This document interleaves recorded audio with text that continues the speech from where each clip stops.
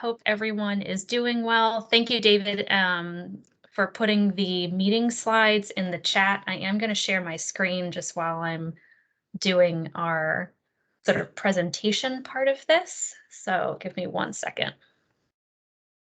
Welcome to the November 15th RVAgreen 2050 Environment Working Group meeting. Our last meeting was in, I believe, late August, so it's been a couple months now since we've gotten together. Hope everybody has been doing well and is enjoying the start of fall. Looks like we are actually into it now. As always, just a reminder, our city staff members, including myself, we are not able to access the Microsoft Teams chat. So luckily we have David Sale here who's going to help us out. If anyone has any questions or wants to use the chat for anything, feel free, and he'll be able to monitor it and respond if needed, put links in, that kind of thing. But the slides for today are also in the meeting invite, so you should have those if you'd like to follow along. And if you have any questions, feel free to put them in the chat. If you're a city staff member, you can either shout it out or put it onto the second slide here, as always. Today we're going to be talking about the RVAgreen 2050 plan. It's going to be a thing, which is really exciting. I'm going to start with a quick overview of kind of where we've been. I know everybody's sort of been in and out of this process over the last few months. And it's also just been a couple months since we last met. So I want to do some ground setting with where we've been. And today we're going to talk about the plan, dun, dun, dun, which is really exciting. We're going to get your feedback on what the plan could look like, not really graphically, but what information it includes, and then ask you for some help as we prepare to get this thing adopted, which is really exciting. So as always, we'll start with our ground rules. You can review these on your own if you'd like, and feel free to always let us know if you want to add any or have any questions or comments. We're not going to take the full 2 hours today, most likely, so hopefully we'll be able to give you some time back. But as always, if you want the time, we have it dedicated, so please feel free to speak up with any questions or thoughts at any time, and also leave room for others to do so. So we're going to try something a little different for today. I've been in a couple meetings recently where, and some of you might have been in those meetings with me or in other groups where instead of taking time at the end for everybody to kind of share little updates and events and things like that, we do it at the beginning. And I thought this was a nice practice, particularly around this idea of equity and an equitable process. We're asking for you guys to give us your time. And so we want to take just a few minutes here at the front of our meeting to provide you all with some time to share your recent, updates, successes, things that are related to the topics of equity, climate action, and resilience. And RVAgreen 2050 obviously doesn't have to be directly related to our process or anything, but wanted to give you just some space to share any recent accomplishments, challenges, lessons, events you have coming up, that sort of thing. So feel free to unmute and shout it out, put it in the sticky notes here on the slide, put it in the chat, however you want to share, but this time is yours, so please take it. So what have y'all been working on recently?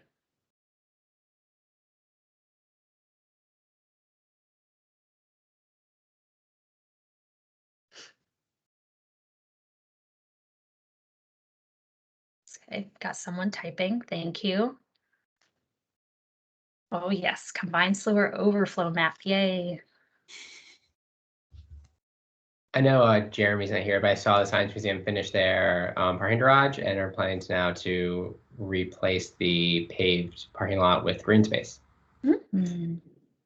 So that'll be pretty cool once it happens. Cool, thanks for sharing, David. I'd also add that for those who participated in the urban heat mapping effort this summer, those maps just got completed last week. So just starting to look through them and more, and we'll be distributing more broadly very soon. Awesome. Thanks, Todd. Looking forward to seeing those. I would ask for like any hints as to what they look like, but we'll wait till they're ready. Still QA, QC in a little bit. Say something that turns out to be totally. Yeah. Cool. Thanks for sharing. Anybody else?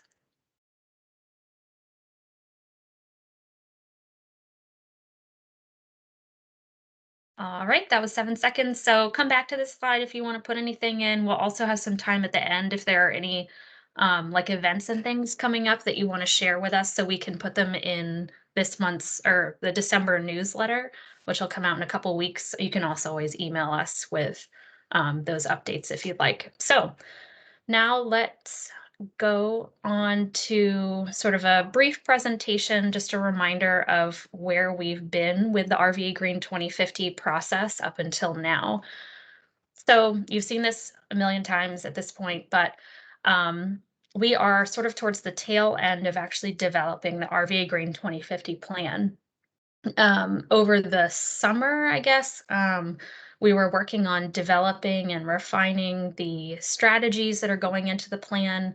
Over the last couple months since our last meeting as a group, our team has been working on compiling all of that feedback and starting to actually write the draft strategies. Let me go to the next slide. Our schedule from here on out will be that this meeting today will inform how we are developing the plan itself. So like the document and the accompanying interactive website that comes out in the spring for public input. So we are having today's meeting on sort of the beginning phases of that. We will have another meeting as a working group in February to show you those drafts, what they look like, and before they go out to the public in around Earth Day in April and May for a comment and input period. Then after that, our team will go back, incorporate all of that input and get ready to finalize the plan and seek approvals from the mayor, chief administrative officer, department directors, and then adoption by city council in probably late summer, early fall, which is really exciting. So we are at the tail end of a really long process. I know many of you on the call, I'm looking at you, Peter, but I'm sure there are others who have been here since the beginning, and we really appreciate whatever time you've been able to put into this. And I'm getting really excited about that party that I'm going to be hosting when this is adopted. So get ready for that.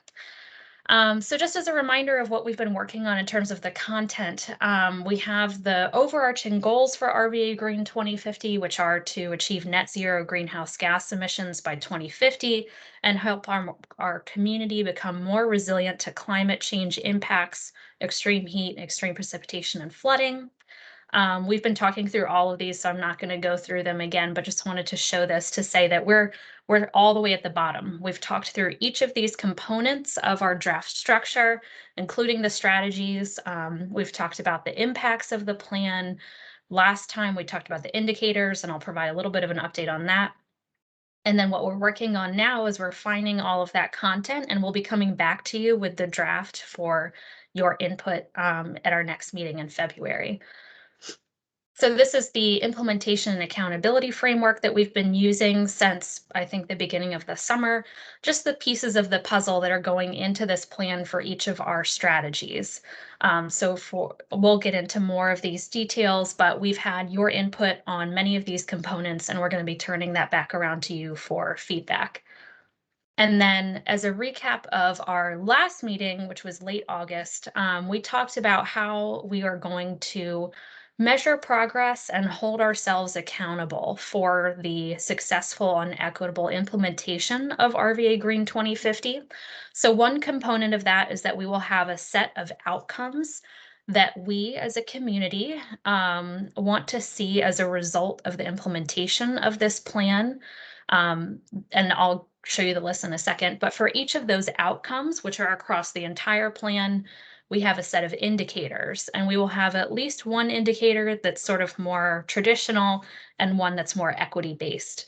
So I'm trying to think of an example like around urban heat. So as a result of RVAgreen 2050 in general, we want to see the impacts of extreme heat and the urban heat island impact reduced across our community.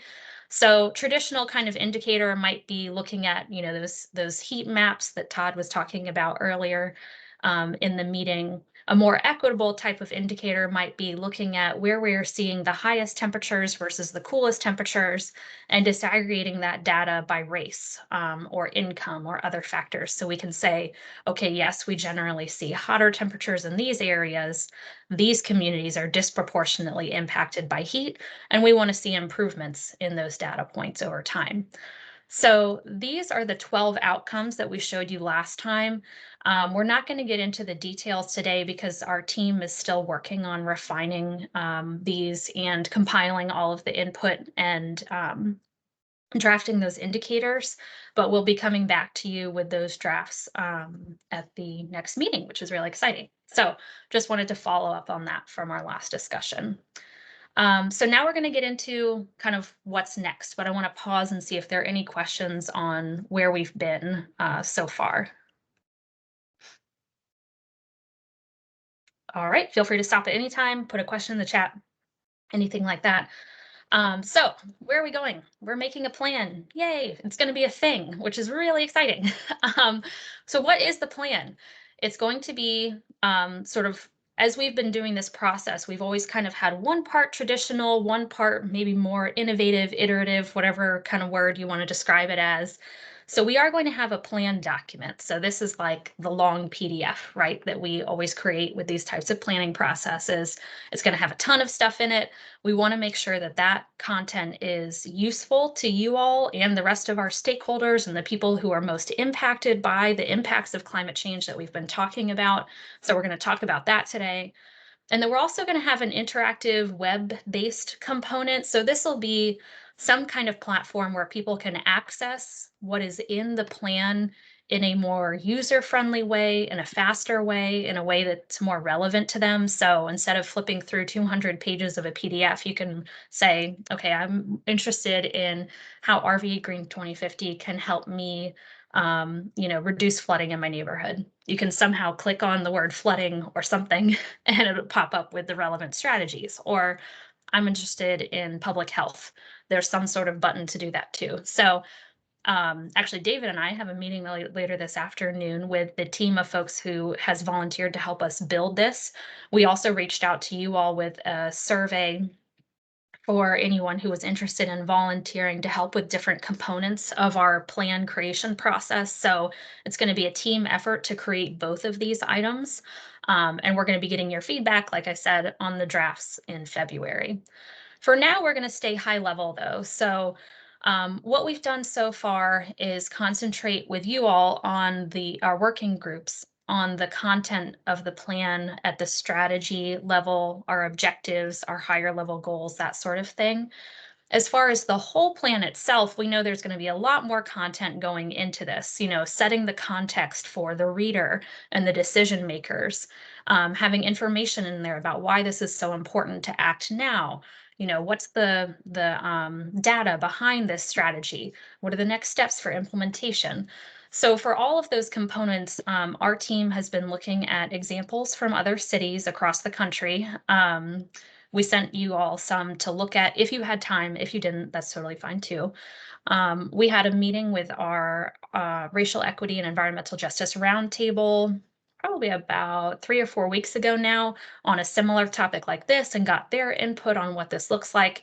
And now we are seeking your input, our working groups, to continue this drafting process. So I'm going to go through what we've sort of mocked up, and just keep in mind that none of this has been designed at this point in terms of like a graphic designer, although our in-house graphic designer, David, did an amazing job. This is really just food for thought at this point. So nothing is set in stone. We want to know from you all what is most important to you that this thing include, this plan, this website, this document, in terms of information. So hopefully it's not just, our office and our implementation partners using this to move forward. Hopefully you all can, in your own work, apply what's in here. If you, let's say, apply for grants or work with particular community groups, what information is going to be helpful to you to help us overall make our community more climate ready. And also what's missing. What have we not thought about? Have you seen anything in other plans or things that you've worked on that would be helpful to include in RVA Green 2050 in terms of content? So I'm going to start sort of high level and we'll get more specific, and then we'll have just an open discussion about your feedback. So in terms of probably most relevant to the document plan, this is high level what we have planned for the outline. What's sort of the flow or the major components of this document. The link to these slides is in the chat. So if you want to reference this when we get to our discussion, please feel free, because I know this is a lot here. But just generally, I'll walk through the beginning parts of the plan will be pretty traditional, start with a letter from the mayor, obviously acknowledge you all and the important contributions that you've made in addition to many of our other stakeholders and different partner groups along the way. We also like to have an acknowledgement of the land that Richmond is on, and the stewardship of that land as it relates so closely to sustainability, acknowledging that this was the land of the Powhatan, and how it sort of got to us and what we are doing to continue that stewardship. And then we'll have the sort of how-to section. So list of definitions and acronyms. All along, we've been capturing what people have asked us about in these meetings, in wider community meetings, like what does this word mean? What do you mean by this concept? So we're going to have a list of those in the plan as well as on the website. And then we'll have some kind of guide as to how to read the plan. So this will include, a guide to like symbology, but also potentially something like, if you only have 10 minutes, here's the section to go to. Or if you're looking for information on this topic, here's where to go. Or if you want to take this to your neighborhood, here's the section to look at, something like that. Then we'll get into the plan itself. So we will have information on the vision, the goals, objectives, strategies. We'll have a lot of background information on the process that we're doing right now, not only to document what we've been doing, but also to hopefully set a precedent and offer lessons learned for more equitable planning processes for the city of Richmond and our partners, around the region moving forward. That context information will have a lot of stuff around racial equity as well, because that's been our focus all along. So lots of data and maps and things that hopefully you all can pull from in your own practices. We'll have then background information on the climate part too, since this is a climate plan. So then we will have the meat of the plan. So I'm down here at Roman numeral, what's that, 11? I'm not good at Roman numerals. Yes, Jen's shaking her head. So the actual strategies. What are we actually going to do from now to 2030 to start lowering our community-wide greenhouse gas emissions and help make our community more resilient to climate change? We'll get into what that looks like in a second. And then the sort of end parts, there's going to be a ton in here, but advocacy pieces. What can I do as an individual, as a neighborhood group, as a community organization, as a city department? Lessons learned around our process. And then we're going to have a bunch of appendices. I didn't list all of those here, but it's going to be tons of like the technical information on how we did that climate vulnerability assessment together. That was now in the winter, I think. What the greenhouse gas modeling process was. How we created and what the current state of the equity screening tool is. All of those sorts of things will be in here. So that's overall what we're thinking. We haven't thought of everything for sure, and this is very high level. We have a much more detailed outline sort of behind the scenes that we're happy to share at any point, but I want to pause and see if anyone has questions about at this higher level before I dive into what we're thinking about for communicating the strategies, after which we'll have a more open discussion on your feedback. So any questions about this outline information right now? I have one. Sorry, Mhm. I always. It sounds like we don't mention I'm sure the mayor's letter will, but it sounds like racial equity and environmental justice make their first appearance sort of in like maybe section 6 or 7, and then you dive in deeper in section 9. Is that right? In terms of this outline, yes. So Okay. we haven't started writing it yet, so I can't tell you when it actually shows up. But I think that's a really good point that maybe there's like, before you even get to a page number, it's like, this is what this is. And this is the high level, like the 3 we've been talking all along: climate action, resilience, and equity. And this is what we mean by those, something like that. So I think, good question. My answer is we don't know yet, but now we are thinking about it if we weren't already. So thank you. You're welcome. I just feel like I wish it was at least highlighted as like the most important part of the lens that we looked at this with earlier than in the middle-ish. Thanks. Any other questions? I was going to say the same thing that Jen said, but I was going to ask a question about, I guess, the land stewardship acknowledgement. Is there going to be, or has there been an incorporation of like speaking to the Chickahominy tribe about this, or just, I mean, in coordination with that acknowledgement? Like, I've been away for a while, but I'm not sure if we've actually looped in the tribes in at least letting them know that the plan is in the works and that this is coming out. I've heard sentiments that a lot of the tribal chiefs and leaders often feel like, oh, now people are coming to talk to us about environmental stuff and the ways of the land, when historically speaking, they were the original preservers of what we're all aiming to do with our sustainability planning. That's great, Wafame. Thank you for pointing that out. And I'll just say my answer to that would be that we have not connected directly with tribal chiefs and leaders on this in an extremely long time. So that should definitely be part of this process of bringing this all together. And I appreciate the comment and the reminder. As part of our very early outreach, we had identified a couple of different groups that I just can't remember where that outreach led to. Obviously, was not as successful as we would have liked. So another good piece of this that we will work on as part of bringing all this together. So thank you. And thanks, Carlene. I see your chat. So glad we have agreement there. Yeah, I would echo that very strongly too. Those statements are really challenging, right? And need to be addressed in a really thoughtful way, right? Like, and that said, I wonder if that area too is an area to bring in just the equity centering right off the bat too, like, section 2, the equity centering of the whole plan. Sorry, Todd, I think I missed something a bit. Your suggestion here is start with the equity centering and tie that in. Yeah, it's maybe even broader than the land stewardship acknowledgement, and just make that section 2 about the some sort of equity acknowledgement. Exactly.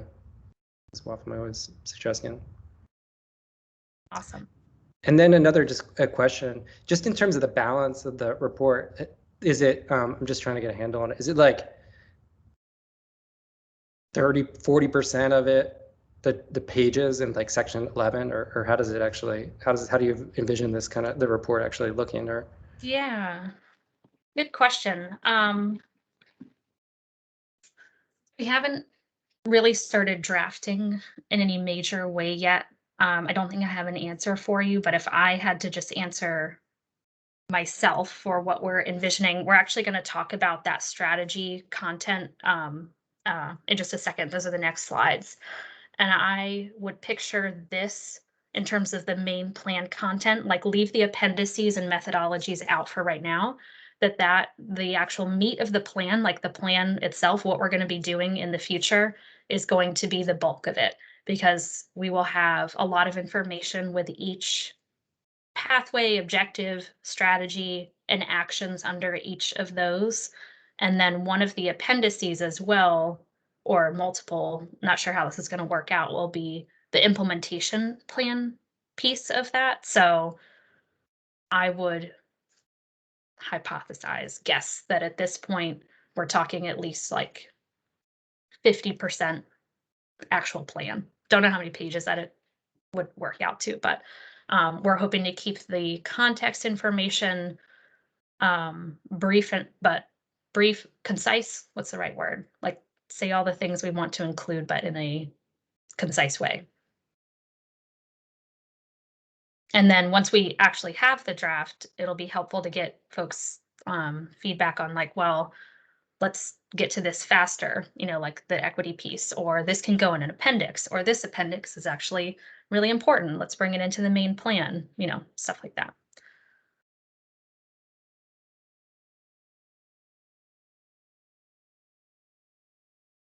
Any other, sorry, let me finish typing this note so I remember. Any other questions at this point?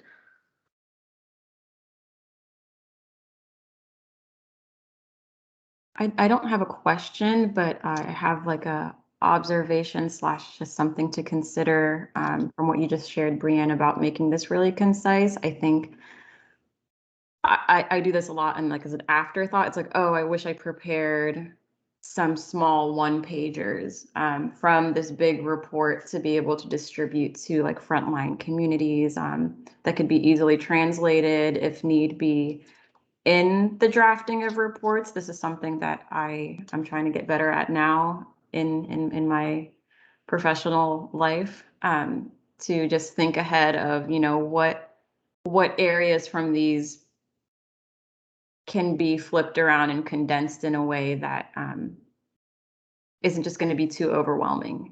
Like for us, I think we're so close to the work day to day that it's fun, and it's actually exciting to read a report like this. But for regular people who are going to be in Richmond for the rest of their lives, it's kind of like, well, how can I understand it better? Yeah, that's a great point, especially about doing it now while we're already creating the content. And then that can also, I think it would benefit us to have that be part of that draft that goes out to the community, so they can say, like, nope, you didn't get it right. We don't actually need this. We need this thing, or, whatever it might be. So thanks, Wafame. That's helpful.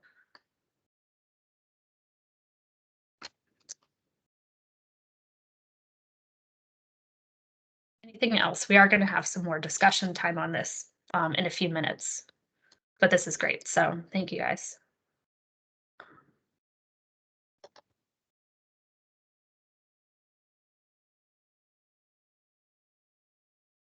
All right, cool. So now we're going to come back to this. You all have the slides.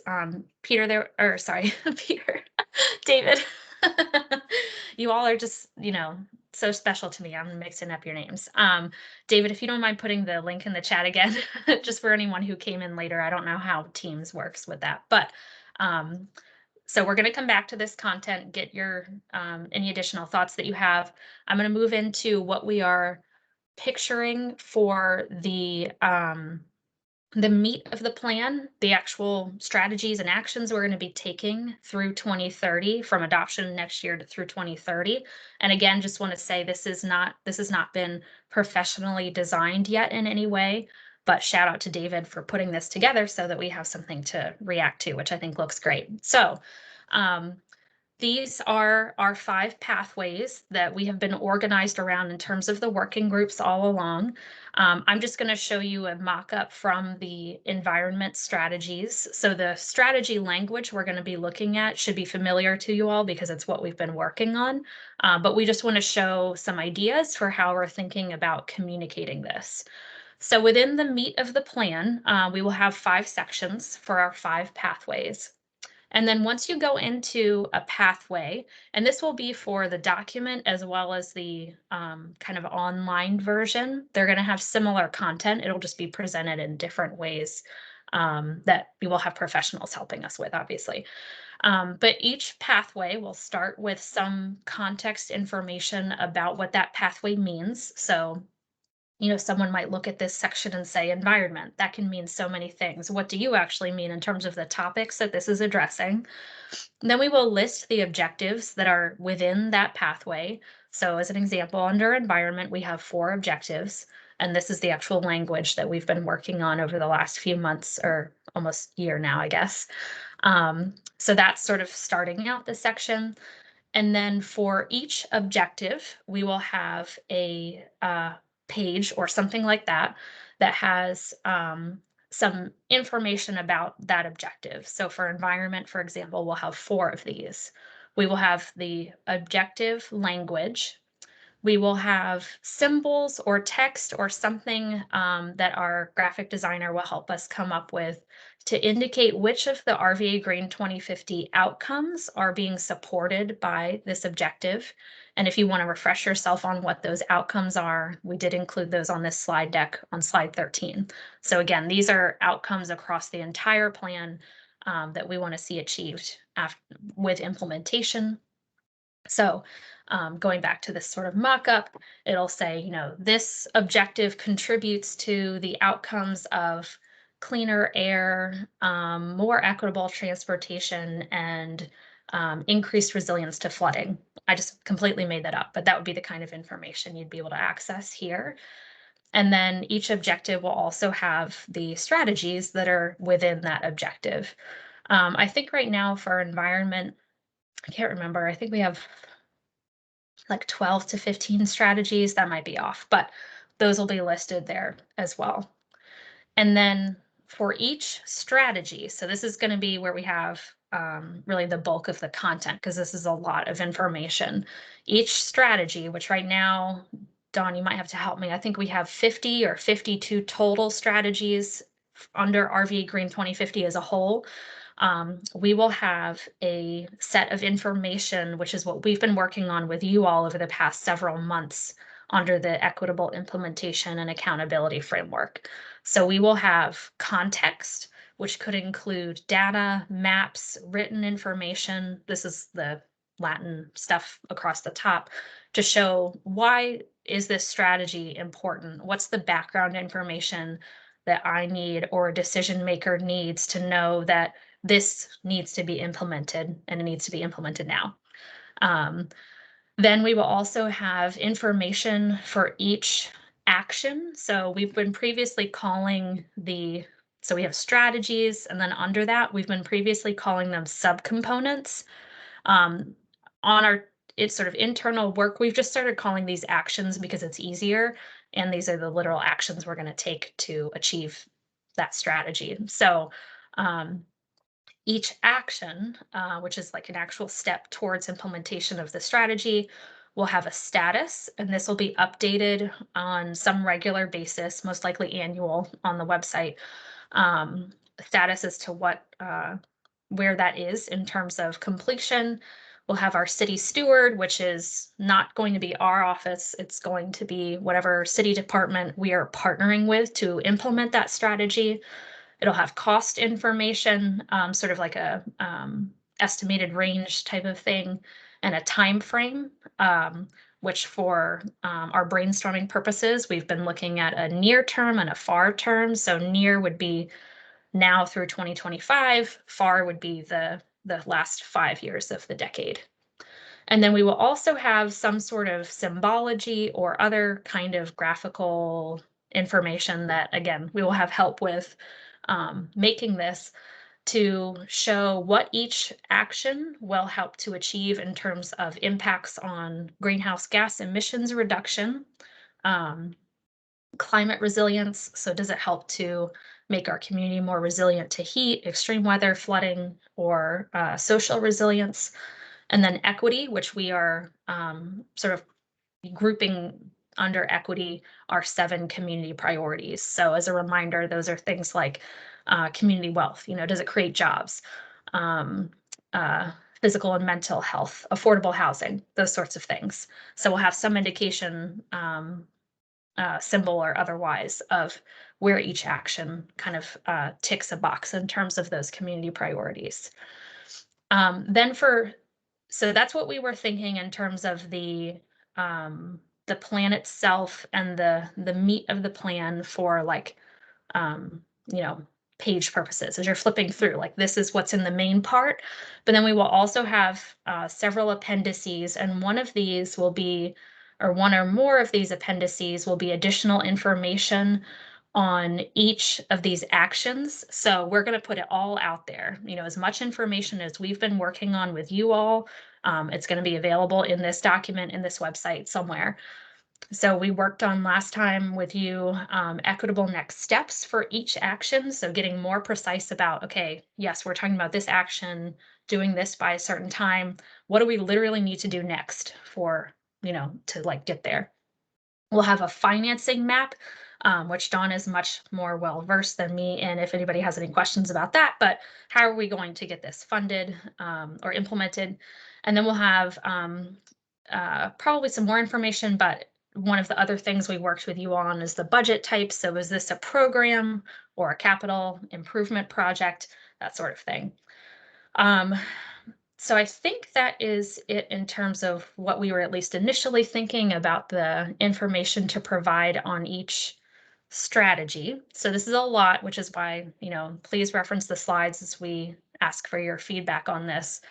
I'm just going to go ahead and go into our discussion questions, and I'll offer up time for any questions from you all. But what we want to know now is, we're at the very beginning process of pulling everything together to create this plan. So what of what we've just gone over, both in terms of the higher level outline and the particular information about each strategy and action, is most important to you? Is anything missing? So if you wanted to, let's say, apply for a grant in a couple years as part of something we're working on together, what information would you want to be able to pull from this plan to help you do that? Is there anything missing as far as content you would just want to see for, like, transparency and implementation? And so that's sort of the content part. And then if you have any ideas or thoughts on format and design that would work well to communicate this information, because it is a lot. If you've seen other examples from other cities, that sort of thing, we would love to get your thoughts. So because we have, let's see, well, let me stop there. I think I am going to break us up into 2 groups just so we can have about 15 minutes for discussion in smaller groups. And Dawn, if you're okay, I'll volunteer you to lead the other group and take notes on the slides. But I want to stop, and I'll go back to maybe this one to look at. Does anyone have any questions before we break out into having a discussion about this information? I have a question. Yes, Janine, go ahead. Do we have to break out into groups? Can you repeat that? I didn't hear you. Do we have to break out into groups? Because I feel like every time we do that, you're limiting the discourse to a very small number of people who don't know what's being discussed in other groups and might have opinions. So I really am just very opposed to breakout groups as a general rule, and that's the reason, because they kind of limit what I can comment on and what I can hear, and it limits it for everybody. Sure. Thanks, Janine, for that thought. We definitely don't have to break up into groups. I was just suggesting it because I wanted to give everybody, enough space to be able to provide feedback kind of in a timely manner. But does anyone have strong feelings, would definitely like to do breakout groups? Or another way we could proceed is, let's just talk in the whole group now. And then if anyone would like to have a maybe one-on-one or smaller group discussion, we can do that at another time that works for you. Can, if possible, is there a place where we could do written comments if we stay in the big group? Or like, just tell me what slide to write down my thoughts on. Yes. Yes. So what we'll do is on slides 24 and 25 of the slide deck, so you have a couple choices. So I'm just not hearing any objections. We'll just stay here in the main, we'll just stay in one room together to talk through any ideas, questions you all have. So you can participate in any way you'd like. You can put into the Microsoft Teams chat if that's easier for you. And David, if I could ask if you just copy and paste anything into the slides so we have it all there. On slides 24 and 25, we have some notes space. So feel free to just add a bullet or go into the speaker notes if there's too much writing all at once and you want to put that in the speaker notes there, or shout it out for discussion. And we'll take 10 or 15 minutes now to get everybody's input. And if we need more time, we can do that. So again, happy to start with any questions anyone has. And if no questions, we can just get straight into your thoughts about how we are presenting this information and what to include.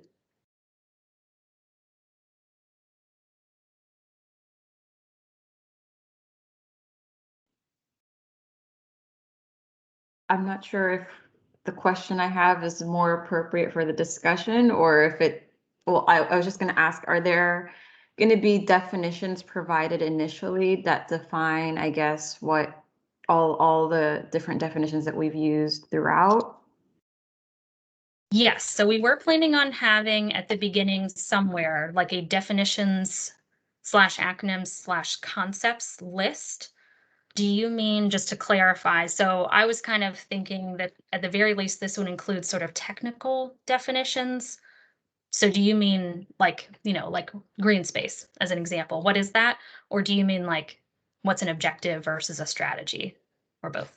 I guess green space, and I'm also Okay. thinking of how muddy, there is no synchronized definition for environmental justice and all of these different things, and somebody looking at it for the first time might, just that when you use the word justice, it could have a lot of different sub meanings. Yeah, cool. Yes, we were definitely planning on having that. We actually started building out a like a glossary already, and we're not making these up ourselves. We're drawing from sources like for environmental justice. I think we referenced like the NAACP has a definition that they use in their environment program, things like that. But that'll all be available for comment as well, so that people can tell us, well, that's not what I think that means, things like that. So thanks, Wafame. I really agree with that. That's an excellent point. Because when people talk about green space, what I have found is most of the time they're talking about parks. And they don't think of the entire streetscape or the entire urban forest as a green space. They just think, there are individual trees and then there is green space. So that has been a big concern of mine during this process, is that street trees don't get prioritized. So that's my big fear about that as an urban forester. So thank you. Yeah. Thanks, Janine. And I'll just say green space probably wasn't a great example, but for me to bring up, because we actually have a strategy under the environment pathway to develop a community definition of quality green space, I think. So we know that that term is complex, but what I think we should do at the very least is have, for the purposes of RVAgreen 2050, this is what we're talking about and what we heard from our stakeholders. So yes, I think that's part of what we're going for with the definitions. Thanks so much, Bree. Right. This is Monica, and I'd like to recommend that since this body is a public agency, the city, that if the city doesn't have a definition of environmental justice, that you use the state definition, because there is an official environmental justice definition. Thank you. Thanks, Monica.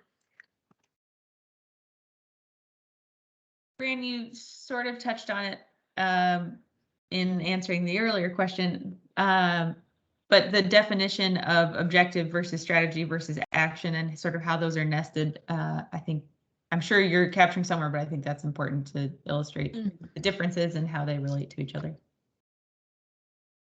Good to have you back too. Hope you're doing well. Yeah, thanks. You too.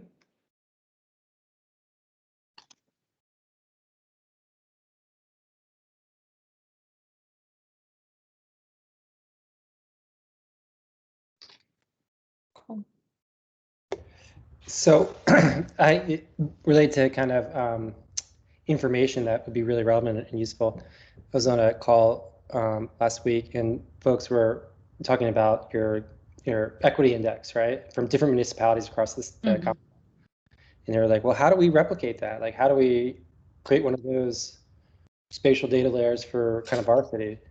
And so will that kind of stuff be easily accessible? Like, will there be a link to your geospatial data or to even information about how those are, I don't know, what's their, like, how will that information be able to be derived from this report? Yeah, that's awesome, Todd. I'm glad you brought that up because I have had similar conversations with peers, like, how did you do this? And every time I do one, I'm like, I should have recorded myself. Anyway, that all to say, I think that's a great addition to our methodologies section because I have, for example, for our climate equity index and for this whole process, frankly, we've been learning from other cities, what they have had success with and challenges with. And we want to include all of that information in here for not only Richmond City departments moving forward and doing more equitable planning, but also for our peers who have, given me and us so much. So I think that's a great point and a good reminder to me, particularly on the climate equity index, that detailed methodology for doing the like GIS analysis piece. Maybe Peter, I can enlist your help on that since you were part of that early process, but I don't want to volunteer you for work. So thanks, Todd. I volunteer. Yay. All right, I'm going to write it down.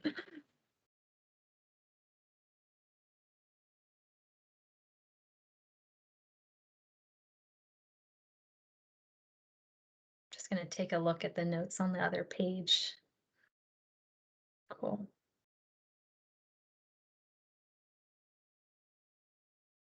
Yeah, thank you to whoever commented on the number of symbols. I am similarly just like, that's a lot of symbols, right? And I have seen other plans where they have a lot of symbols, and then either on each page they have like a key to what all the symbols are, which takes up a lot of space, or they have one page that's like the key and you have to flip back and forth, like, what does this mean again?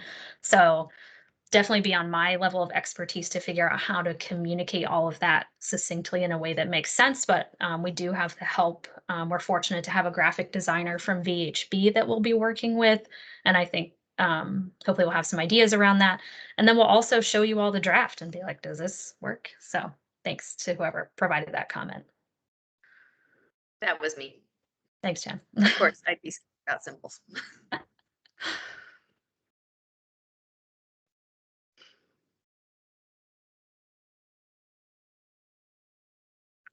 I'm curious, and if no one has an answer they want to share, that's totally fine. If there are other Richmond or other city, locality, regional plans that you all in your own work have referenced for any reasons, and what you found helpful or not. And I'll give an example as you're thinking. Richmond 300, if y'all are familiar with that master planning process, somewhere along the way they put out what they called an insights report, which was just a ton of data and maps and context information about Richmond and like any topic you could think of, really.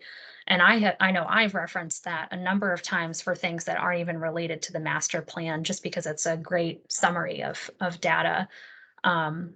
Yeah, I see Todd has done that as well. So we would be providing something similar in terms of those maps, context, data information for sure, because we have all of it, and that'll be in the plan as well as online. But any other examples that people can think of that you found helpful to have? I'll also say RVH20. It's been helpful to have the list of like how things are actually measured, like the indicators and how detailed that is. Like, this is in gallons of CSO outfall, things like that. So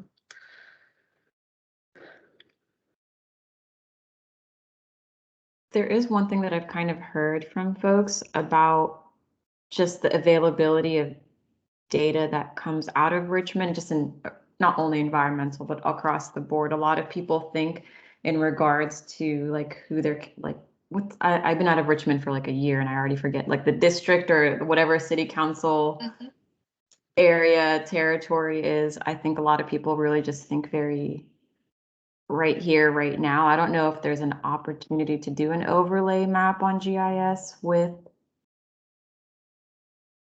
that. Just food for thought. I'm not sure if anyone else has encountered that in their work. Have the data essentially available not only at the citywide level, but like here's for my council district or my neighborhood, which we typically will do like a census tract, even though that's kind of large, but you know, we can typically get stuff available at that level, that sort of thing. Okay, yeah, we actually have a lot of that. Probably wouldn't go into the plan document because it's so much, but we have a lot of it online. And as part of this would be updating the climate equity index tool, not only with anything that we've gathered, but since the creation of that, but also with more updated data with the census information coming out this year or next year. Some of it's out now, but anyway, so big project, but it'll all be part of this update.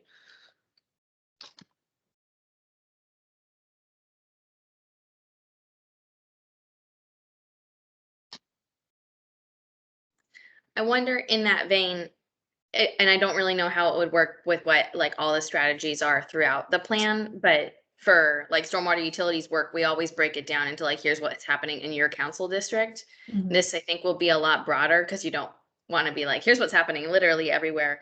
And then here's one thing in each of the 9 council districts. But if it wasn't so universal, that might be kind of interesting to help folks know what's happening in their neck of the woods in terms of outcomes and not just in terms of the current condition. Sort of like the project map, Jen, on the RVAH2O website where you like look and click on project information. Yeah, yeah, and I'm almost thinking more the list beneath is also easy if you don't really like maps. You know, that all you need to be is like, okay, 4th, here's what I've got going on. Oh, here's what's happening in the 8th. And that's all it is. I will tell you in advance, it's a lot of work to track that every time. But if there's something that's manageable for some component of the plan or the projects that come out of it, people do seem to like looking at it that way. And I have website numbers to back that up. Nice. That'd be great. Yeah. Cool. I think it's a good idea.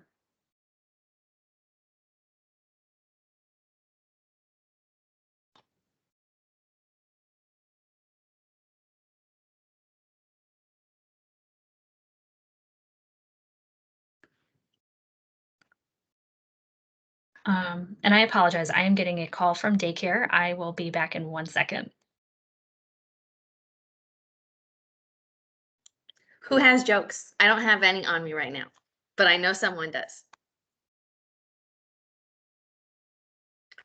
Guys, fine. We're gonna go to the We rely on you, Jen. I know. Let's see. I hope someone has a joke. I heard that. Joke. I have a bad one I heard earlier this week. Yes. Thank you. Okay. Have you ever heard the joke about gaslighting? No. Yes, you have. That one's Oh, really that's good. good. That You're was welcome. bad, but good, Carlene. Thank you. That was helpful. My pleasure. All right. Let's take one more minute. Any other comments, thoughts, anything you want to add in here? I know it. So it'll all make, there'll be a lot more feedback that we'll collect, obviously, once we actually have the draft, but we wanted to make sure we were getting any input before we start making the draft from you all now. And I just want to jump in and say all of this feedback is fantastic because it's like the glue. We've been looking at all these pieces. It's like a big puzzle for us, but you guys are really helping to pull it together with those elements that are going to be essential. So thank you. Mm-hmm. All right, cool. So we're going to move on, but as always, please feel free to contact me after, and I'll be sharing the slides and the recording and everything. I I had planned for us to take a break. The next sort of discussion activity should take us about 15 minutes. So wanted to see if you all just want to charge on through and finish with about 45 minutes left out of the meeting, or if you'd like to take a break, raise your hand or put it in the chat and we'll see where things are. Okay, I think we're just going to go ahead and finish. And this next part of our activity is an experiment. So if it's not fun or helpful, we will just cancel it and let you all go on about your day. So as we were thinking about the content of this plan and pulling it all together, we are obviously thinking about getting this thing adopted. So we started this process back in 2017 when Mayor Stoney announced RVAgreen 2050. And we've been working on it since then with many of you all at different points along the way. And we want to ask for your help if you're willing to participate in this hopefully fun activity to help us think about what we're going to need to be thinking about to get this adopted. So this will be probably summer to early fall timeframe, where once the plan, we've had the next round of community input on the draft, which will be around Earth Day in the spring. We'll go back and refine that draft. And we will give it to you all for sort of final round of like comments, edits, all of that. And at some point, we're going to get to, final plan, which is really exciting. And the approval / adoption process, I'm not, I don't have all the exact steps right now, but at the very least, we are going to need approval by the chief administrative officer, the mayor, and then official adoption by city council. And each of those steps will take obviously work on our end. What we want to think about with you all is that city council piece of adoption. So we know that, given the passage most recently of the climate emergency resolution, which was passed unanimously by City Council, that climate change and particularly equitable climate action and resilience is an important topic to our City Council. What we want to do, though, is think about the information we want to include in this plan so that as we not only get to that overall plan adoption, but also the implementation of each specific strategy. What will we need as sort of our elevator pitch or our background? Like, why is every individual piece of this plan important to include, important to fund, and important to act on now? So a piece of this that we're looking at in terms of the higher level outline is our, why now kind of context. What if we don't do this? Big picture and shorter, smaller term. In addition to that higher level outline, we will be providing information with each strategy about why this strategy in particular is important. We started out with 147, I think, strategies with that first draft. Why have we picked, these 50 or so to focus on for the next 8 years? What if we don't act on this? Like what harm is going to come to our community, to our natural environment, that sort of thing. So and I'll confess, I came up with this idea, and if it sucks, we don't have to do it. But what I was thinking is the way that we can do this is to pretend like we are all standing in front of city council having to pitch each objective of our plan. So for environment, we have 4. We don't have to do all of them. Again, if this sucks, we don't even have to do the second one, but we'll start with 1, see how it goes. So for anyone who has not spoken before city council before, this is the view you would have. You'd be standing, well, now there's a virtual option, but you would be standing at this little podium looking out at city council, and you would have 3 minutes to state your case for whatever it is that you are speaking in favor of or against, or just want to convey information about. I don't want to ask, but I have done this in former jobs, and it's pretty nerve-wracking because you also have a timer right in front of you. So we're going to start with our first objective, which is to make sure all residents have the opportunity to engage with healthy natural resources, spaces, and biodiversity. And in case you've forgotten where we started with this, I put the strategy, thanks, Wafame, that's a good point. I put the strategies that are under this objective for reference in the slide notes, and I'm also just going to keep my screen up like this here so you can read them if you want. So this is around Parks Master Plan, public-private partnerships to maintain high-quality green space, urban agriculture. So we want people, you know, if you think back to when we were first drafting this stuff, we want people to have access to nature, quality green spaces, healthy foods, make our community more resilient to climate change, reduce our greenhouse gas emissions, all of this stuff. But if you had to stand in front of city council and they were asking you, well, we only have X amount of money, we can only do a certain number of things, why would you tell them this objective, these strategies are so important to implement as part of RVAgreen 2050? What is the cost of inaction if we don't do this? So again, this is purely an experiment. What you can do is type in the chat on Microsoft Teams. David, again, I'll ask you to just merge everything over at the end so we don't take, you know, too crazy notes. Put it in the slide notes if you'd like, or just shout it out like you're, well, not like you'd be shouting at city council, but you could if you're really passionate about this. I'm going to give you all 3 minutes and we'll see what happens. Ready? Oh no, it didn't work. Okay, I'm going to do 3 minutes on my computer. Hold on. Okay, go.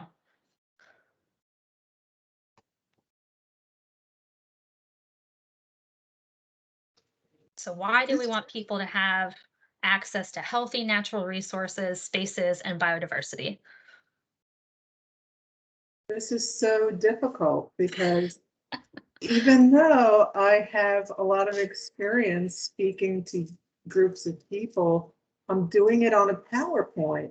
And I always figure how, you know, I budget my time that I want to do 2 slides per each minute, so 30 seconds per slide. But if they don't have a visual thing to look at and they're just staring at my face, I really need to come up with a lot more material and I need to talk fast.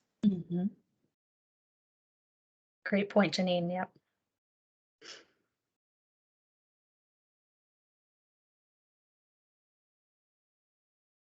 All right, I think we're at, you have 1 minute and 35 seconds.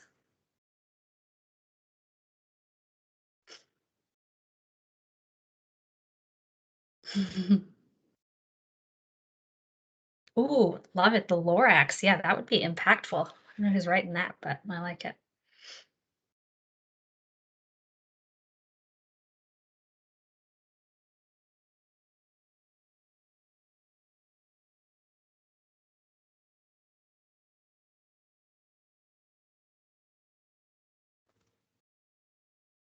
So when we bring up the Lorax, should we be wearing a Lorax costume when we address city council?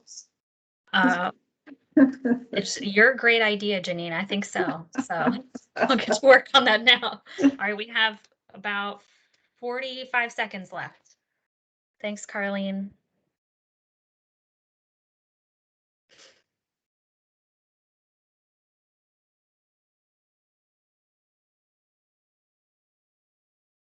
All right, 30 seconds. They're staring at you. You just got the clerk warning. You have 30 seconds left. Or I think she says, you have 30 seconds remaining. Thanks, Rob. Totally get it.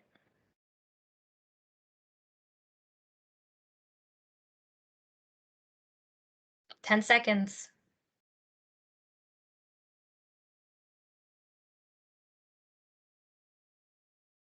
3, 2, 1. Okay, stop. Time's up. She cut off your mic. Good job, everybody. Okay. Thank you for doing this. This is going to actually be very helpful to us because we have to write all this content. So it's just really helpful to have people outside of our little team bubble remind us why each of these is so important. So what do you all think? Was that fun or stupid? Any objections to doing maybe 2 more? Because the 4th objective is all about carbon sequestration, and that's really specific. 1 thumbs up.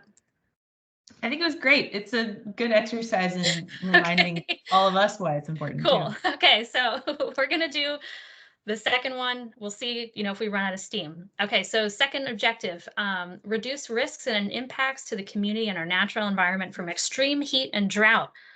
Thank you, Peter. Yes, force you to write without overthinking. So under this objective, we have urban heat island reduction. Oh, someone's cheating. I didn't tell you to start yet. I'm just kidding. And urban forest and green space planning. All right, you have 3 minutes. Go.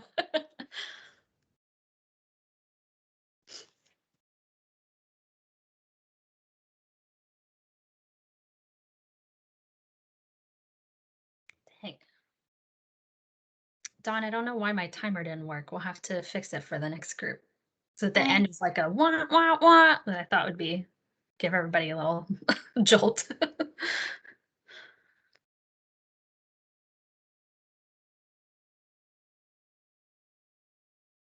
I'm not able to chat or computer work, so I'm just watching today. No worries, Monica. That's totally fine. We'll need your support. You can be in the audience as we pitch this to City Council.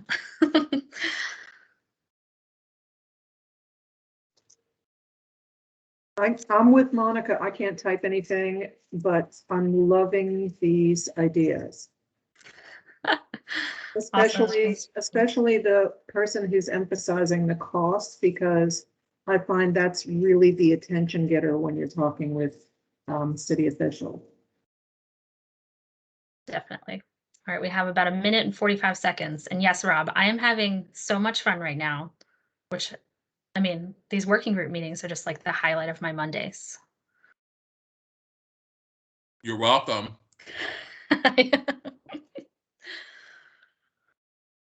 All right, 1.5 minutes. They're staring down at you. They're like, what? You're still talking? Just kidding.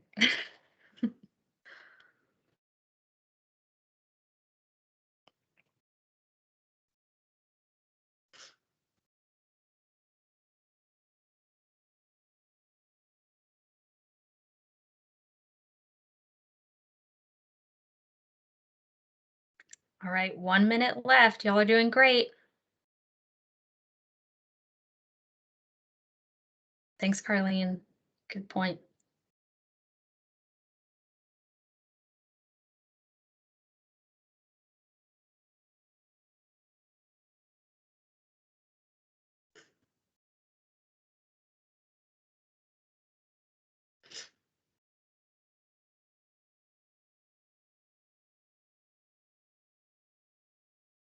All right, 30 seconds remaining.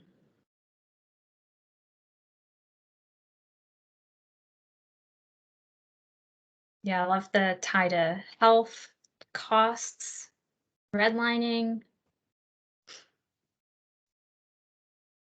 It'll be summertime when we're getting this adopted, so be very relevant around that time.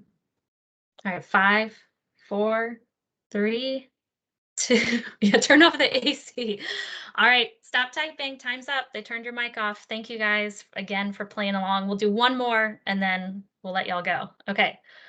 Next one is same thing, but we're talking about flooding. So reduce risks and impacts to the community and natural environment from extreme precipitation and flooding. And under this one, our strategies around prioritizing neighborhoods that are most susceptible to flooding, conducting extreme precipitation resilience planning and operations planning, and then looking at land management practices and how we can prevent flooding and increase green infrastructure. So 3 minutes. Why is this so important? And what if we don't do it? What's the cost? Okay, go. I'm just laughing at Carlene's ideas. That would definitely be impactful, Carlene. Dump water on their desks. Be the opposite of that senator or whoever that threw a snowball onto the Senate floor a few years ago.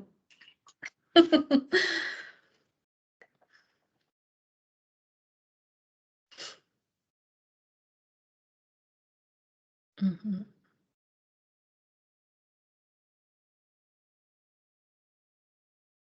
Yeah, I love that. Whoever's typing, this is one particularly, you don't think about it until it happens. Then you're like, crap, it's flooding.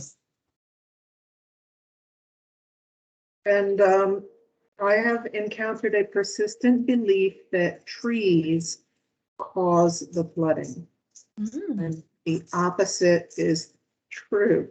So the tree roots and their leaves keep clogging our pipes.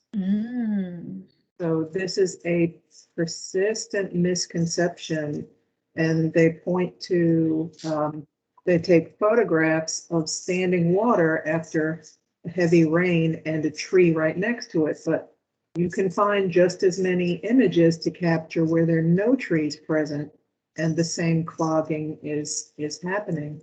So this is a very tough misconception. Awesome. Great point. Thank you, Janine.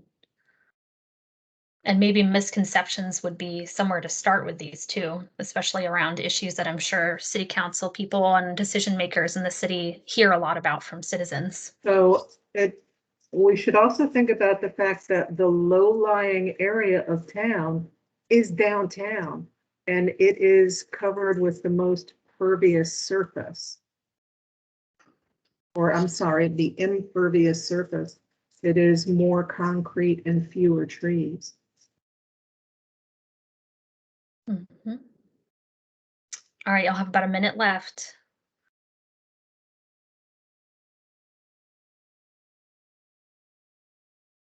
And if you want to type more, feel free to go into the slide notes. We weren't sure how many people would use the sticky notes, so feel free to keep going. Yeah, I love the idea around sharing a real story of flooding in a neighborhood.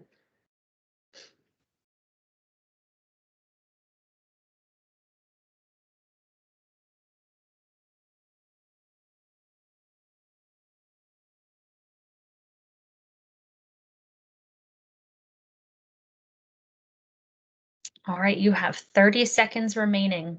This is it.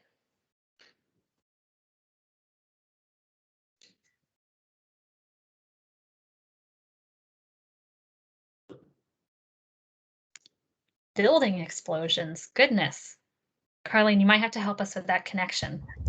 Okay, so my partner's family lives in New Jersey and they got hit really hard with floods up there after one of the most recent hurricanes. And in the town where my sister-in-law lives, basically you have to turn off the electricity to your house when a flood is happening, and you have outlets in your basement. And if the water levels rise to the outlets, it creates a spark which can ignite natural gas and lead to an explosion.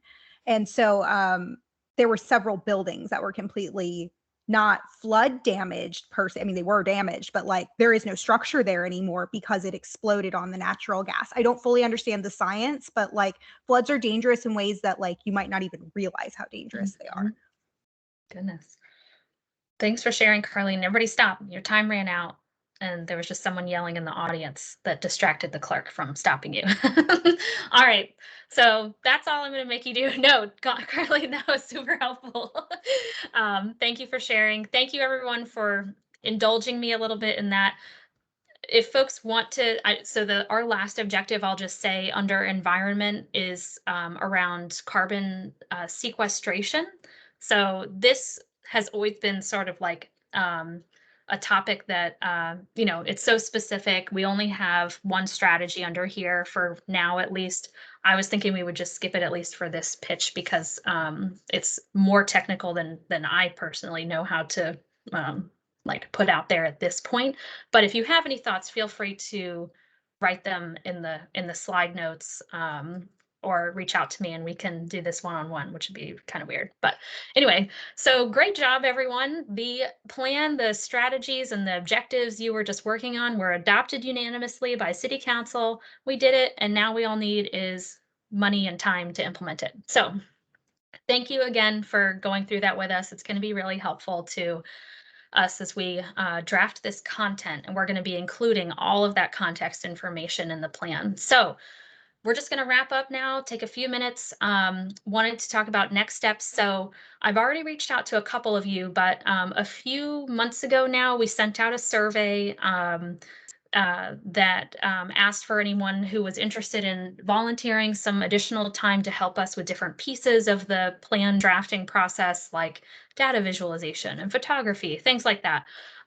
If you volunteer for something, we will definitely be reaching out to you over the next couple months. So look out for that. And if you are interested in getting involved in any way, please don't hesitate to reach out. We want to be respectful of your time. So the next time we'll all be together as a group will be in February, and that will be to provide to you the draft plan, what we're working on right now. We will provide it to you ahead of time, so we don't have our meeting date set yet. We will probably send out an invitation for that after the winter holidays are over, but we will aim to provide the draft plan to you ahead of time so that you can look at that in preparation for that meeting. As always, please let us know if you have any questions, thoughts, comments. In the meantime, don't hesitate to reach out to me. So for now, I'll open the space up. If you all have anything that you want to share, general reflections on the meeting, anything that we can put into our December newsletter, which will be going out in a couple weeks, events, resources, anything like that, the space is yours. And otherwise, thank you all so much for coming today and participating, and we'll see you in a couple months, if not sooner.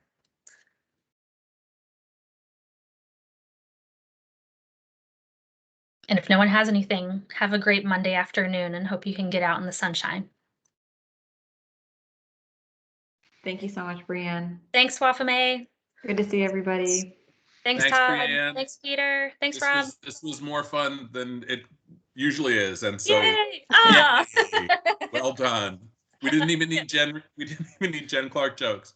Yeah. Thank Next goodness, time. 'cause I didn't have one. Next time you're on the hook. Bye, everybody. Bye. Thanks. Dawn, David, what do you think? It was better than I thought it would be, frankly. Yeah. And they like you a lot, so that helps. Well, so Wafa May actually called me. I forgot that she had my cell phone number, and I was like, what is she doing? Like 5 minutes before the meeting. And we just had like the most emotional, like just heart to heart about life and stuff. It was just like, she was like, I haven't been able to participate. She's going through like a hard time right now. Is it going to be weird if I come? And I was like, absolutely not. But then we just ended up getting into some stuff. So we were both like in tears as we were getting onto that meeting. Oh my gosh. But it was like a good, good kind of like reconnection. But I was like, oh my God, I have to go do this now. So glad that at least you did great. And you did seem very happy and relaxed. And I think that it has been grueling at times because I don't know how you can make some of this heavy lift not grueling, but today was very just, you kept it light. I was trying to take notes while you were talking, and I think the one that I'm going to get a little, I don't know, kind of caught up in is the plan outline one. Yeah. Trying to explain what the different sections are. Maybe it doesn't matter if we don't have very good explanations at this point of what they are, because they're going to throw out. This is so like throwing paint at the wall, so they're just going to, I think, like they said, I didn't even catch all of what they said. I'm glad you got your notes, because were they saying the fact that we didn't talk about equity until halfway through? Yeah. Move it up. And I was like, cool. Yeah. Yeah, and the equity acknowledgement sounds like a good idea.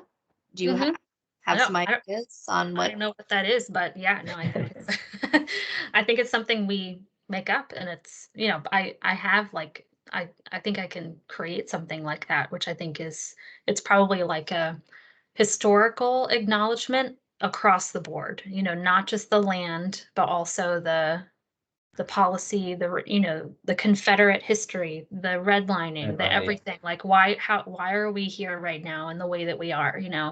Whatever. So yeah, that's like huge and sensitive, and I wonder, like, is there an Office of Equity and Conclusion or some kind of higher up who could put a stamp on that? Yeah, that is a great idea, and there is now. So I'm not going to write that on the notes, but I'm gonna write that down because I think that's a good idea to get that It's just sign that- off.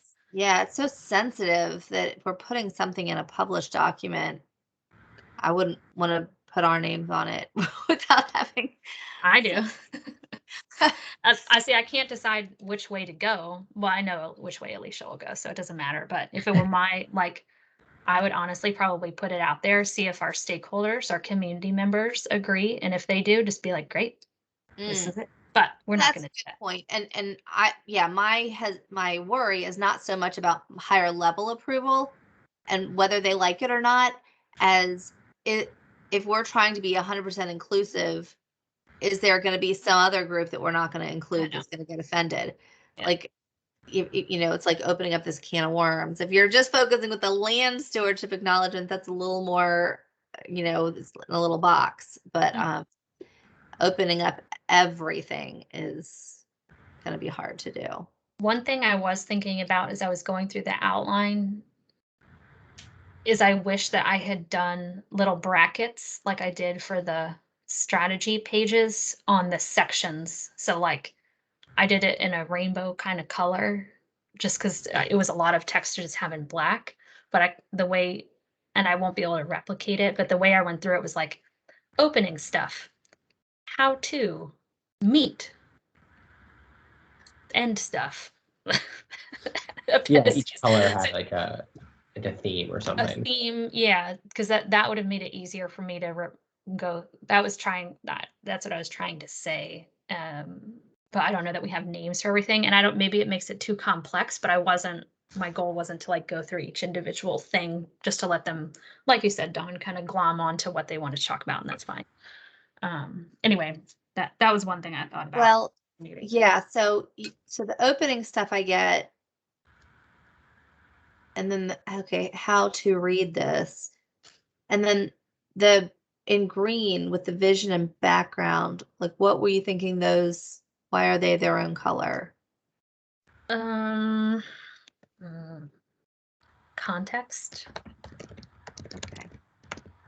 So it's like opening stuff, how to, context, process, plan, what's next, something like that.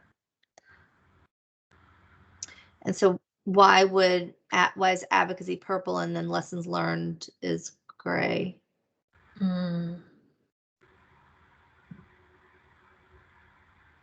Somewhere in between, I don't know. Summary, I guess. Yeah, something like that. Because it's sort of like what's next at the individual level versus like the lessons is like what's next maybe for city planning, if anybody cares to listen. Yeah, I don't know.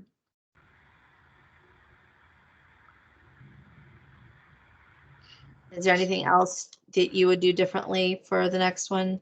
I think that the background information was maybe too much, but I don't know. I just went through it quick. So. Like 8 through 13? 8 through 13, yeah. I think it's fine, though. I'll just click through it pretty quick. Yeah, and then that stupid timer video didn't work. I know, I wonder why. It worked individually. Like when I clicked on it, it worked for me. So maybe because we're sharing. See, I'm trying it right now. Am I sharing still? No. No, I'm trying it right now, and it says could not load YouTube player. Piece of junk. I don't know. Well, the backup is just pull up your computer thing. So I, rough estimate. But the clerk does say like you have 30 seconds remaining, and that's when it gets really like, yeah. Well, let's see. Yeah. I have. Oh, I don't have waste. Yeah, I have waste open right now. So let me I'll share my screen and see if it works.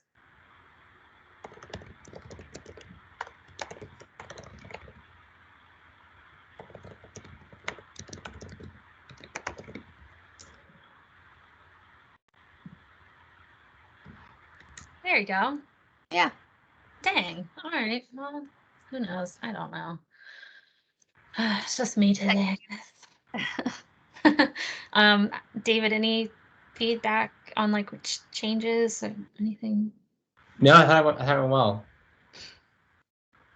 Do you all feel like it was a good use of their time? I do. I think it was a good check-in, if anything. Just like we're still working on it. The one thing that we didn't talk about were if any of them had a chance to look at other plans or had any ideas. Yeah,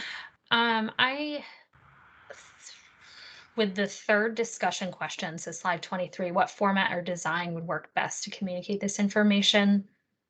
My intention was to say there, if I didn't like, if you looked at any other plans or have seen anything, that you like, let us know, but I wasn't expecting anyone to. So the roundtable members did, some of them anyway, most of them actually, but they kind of are better about homework. So yeah. Okay. I thought the timing was like the length of it was good. Just keep going, I think. Yeah, Right? so I'd say if we can keep the other ones to around the same, that would probably be helpful rather than leave them feeling like burnt out after so long. It seemed like everyone left like on a good, energized note. So I definitely wouldn't try to fill the full 2 hours for the others. Yeah, I think we could. Well, we'll see. Well, I told someone had asked about this at the last meeting, like, are we always going to use 2 hours? And I said, no, it's just we have that time if we need if we need it for them, So, and we might. I think it might be longer. Like I thought this group in particular would have more updates to share at the beginning, but maybe it'll just take some getting used to have that structure so that they feel more comfortable or something. I don't know. I was wondering if it would help to actually do round robin introductions and updates just because we haven't met in so long. Sometimes people need to be invited to speak. Yeah, I did that with the round table, and I think it worked because they at this point like know each other and we're comfortable being like, no, I don't have anything. I was thinking that I wish I had done a little research into like if I wasn't sharing my screen, I would have like pulled up like, okay, groundwork RVA, y'all are working on this, and then called out Rob, but I didn't. Like literally, I was like, I don't know who's doing anything right now. Yeah. So yeah. And round robin with this, it depends on the group, I don't know. So okay, I'll try to frame that up. All right. Oh, I'm still recording. All right.